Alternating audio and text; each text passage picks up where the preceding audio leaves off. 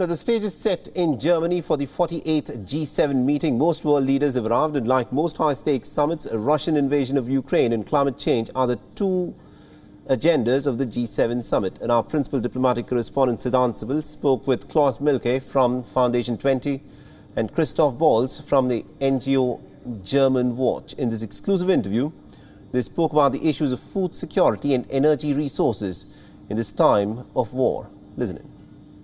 The G20 summit will have number of focus areas. We know that the summit is happening in the backdrop of Russian invasion of Ukraine, but there are also focus areas like the SDG goals, climate change. With me is Klaus from Foundation 20 and Christoph from Germanwatch, which is one of the key NGOs here in the country in terms of Germany hosting the G7 summit and achieving targets like and issues, in fact, not only targets of dealing with the issue of climate change. Yes, it's a crucial time as energy security issues play now a more important role after the Russian war in the Ukraine than before. And there are two ways how to deal with this. One is to say now we have to invest in fossil fuels, in coal or in gas, to make sure that we have secure energy.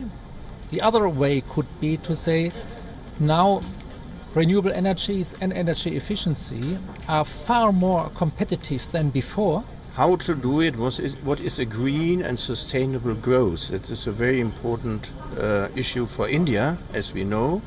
And so we work closely with Indian philanthropists and foundations to prepare the G20 presidency next year. My final question to you, sir. How do you see the outcomes of this year's summit, the G7 summit, essentially regarding the main takeaways, not only with the Russia-Ukraine war, but other issues as well? Yes, we hope that we get a positive result in climate and that we also get a positive result regarding food security in the world.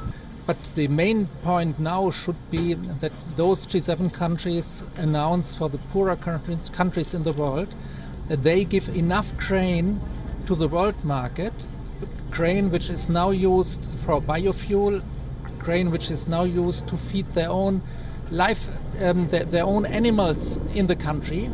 And so this would drive down the prices and would give people who are now hungry and will be hungry in the next months enough to eat. That would be a signal which would create trust, and we could build then on the midterm changes we need in the agriculture system in the world.